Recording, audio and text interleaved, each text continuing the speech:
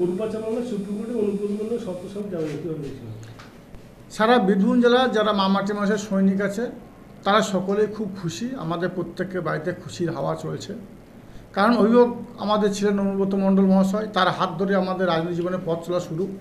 Team Anubrata 21-এ নির্বাচন করেছে, 24-এ নির্বাচন করেছে অনুব্রতবিহীন। তখন আমাদের দলনেত্রী মমতা বন্দ্যোপাধ্যায় স্বয়ং বীরভূম জেলার দায়িত্বে ছিলেন এবং অভিষেক বন্দ্যোপাধ্যায়ের সেনাপতিত্বে 21-24 পার করেছি আমরা। এবার আমাদের অভিভাবক স্বয়ং অনুব্রত মণ্ডল মহাশয় আসছেন।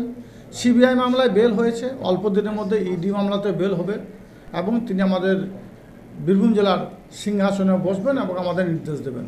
আমরা বারবার বিভিন্ন সভা সমিতি সভা মঞ্চ থেকে আবেদন করেছিলাম, আপনাদের মাধ্যমে জানিয়েছিলাম অনুব্রত মণ্ডল মহাশয়কে মিথ্যা মামলায় তিহার জেলে আবদ্ধ রাখা হয়েছে, এটা রাজনৈতিক ষড়যন্ত্র। সেটাই প্রমাণিত হলো। মহামান্য আদালত তাকে বেল দিয়েছেন।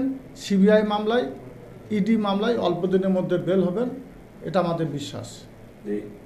এই যে দীর্ঘদিন ধরে অনুব্রত মণ্ডল একটা দ্বন্দ্বের বিরোধী বলে আপনি ছিলেন, আজকে এই বিরোধী ব্যাপারটাতে কিরকম মনে হচ্ছে? দেখুন, ব্যাপারটা হচ্ছে অনুব্রত মণ্ডল মহাশয় হাত ধরে আমাদের রাজনৈতিক জীবনের পথ চলা শুরু।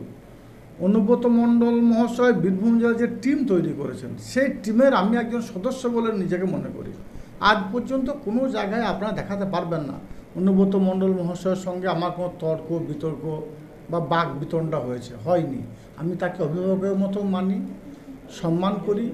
তিনি আমার অভিভাবকের আসনে ছিলেন, আছেন, আগামী দিনেও থাকবেন। কেমন লাগছে হঠাৎ এই খবর পাওয়ার পর? এটা খুবই ভালো লাগছে। আমার আরও ভালো লাগতো যদি ইডি মামলায়ও বেল হয়ে গিয়ে 2-1 দিনের মধ্যে আমাদের কাছে তিনি আসতেন এবং তার সঙ্গে তার ছত্রছায়ায় আমরা সবাই বীরভূম জেলাকে টিম অনুব্রত যেভাবে বিগত দিনে কাজ করে সেভাবে কাজ করতে পারতাম। অনুব্রত মণ্ডল এক টাইমে গোটা বীরভূম জেলা একা গিয়েছিলেন, আজ তিনি চলে যাওয়ার পর কোর কমিটির ইয়েতে হয়েছিল। এইভাবে এখন যে অনুব্রত মণ্ডল আসছে, ব্যাপারটা সারা বাংলার দলটা মমতা বন্দ্যোপাধ্যায়ের দল। দলনেত্রী মমতা বন্দ্যোপাধ্যায় যেভাবে পরিচালনা করেন সেভাবে পরিচালিত হয়। টিম অনুব্রত বীরভূম জেলার সভাপতি আসনে ছিলেন, তিনি বীরভূম জেলা পরিচালনা করেছেন। তারপর দলনেত্রী মমতা বন্দ্যোপাধ্যায় ভেবেছেন, তার চিন্তা ভাবনা যে বীরভূম জেলার কোর কমিটির মাধ্যমে বীরভূম জেলা পরিচালনা করার দরকার আছে। কিন্তু সভাপতি আসনে অনুব্রত মণ্ডল মহাশয় আছেন। সভাপতি অনুব্রত মণ্ডল মহাশয় আমাদের হৃদয় আছেন। অনুব্রত মণ্ডল মহাশয় বীরভূম জেলায় যে টিম তৈরি করে গেছেন, 21টা ব্লক প্রেসিডেন্ট, বিধায়ক, তারা সকলেই সেই স্থানেই আছে। প্রত্যেকটি বুথ সভাপতি যেটা অনুব্রত মণ্ডল তৈরি করে গেছে, সেই বুথ সভাপতিরা আছে।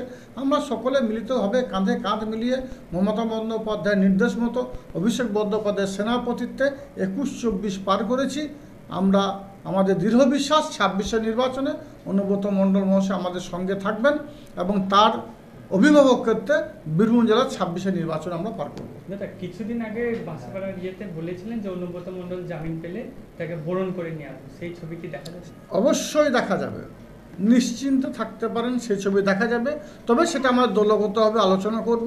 রাজ্য নেতৃত্বের পরামর্শ মতো অনুব্রত মণ্ডল মহাশয় যেদিন ইডি মামলায় বেল পাবে সেদিন ওকে আমরা বরণ করে নিয়ে আসবো। এবং শুধু বীরভূম নয়, সারা বাংলা নয়, সারা ভারতবর্ষের মানুষ তাকিয়ে দেখবে কীভাবে অনুব্রত মণ্ডল মহাশয়কে বরণ করে আমরা নিয়ে আসছি বীরভূম জেলায়। পাড়ার লোকেরাও সবাই খুশি, পাড়া প্রতিবেশীরা। আমরা চাচ্ছিলাম এইটাই হোক যে কেষ্টদা বেরিয়ে আসুক। আর কি বলবো, আসলে আরোই ভালো। কেষ্টদা শুনলেন, আপনি কি শুনলেন? এই আপনাদের মুখে শুনলাম কেষ্টদা জামিন পেয়েছে। কেষ্টদা জামিন পাওয়াতে আমাদের পাড়ার লোকেরা সবাই খুশি, আমরাও খুশি। এতদিন কি খারাপ লাগছে? হ্যাঁ, তা খারাপ লাগবে না, আমাদের পাশের লোক ইয়ে খারাপ তো লাগবেই আমাদের। আর যেটা হচ্ছে কি দেখতেন মানে যখন দাদা জেলে ছিল তখন কি দেখতেন? বাড়ি কেউ আসতো? ফাঁকা, তখন ফাঁকাই থাকতো। ডাক্তার না থাকলে আর পেশেন্ট আসবে? হ্যাঁ, এখন তখন থাকতো, যেমন গেল তেমনি থাকতো। ওই হয়েছে অনেক বলে, আর প্রচুর বলেছে। হ্যাঁ, আমার নাম হারাধন চক্রবর্তী।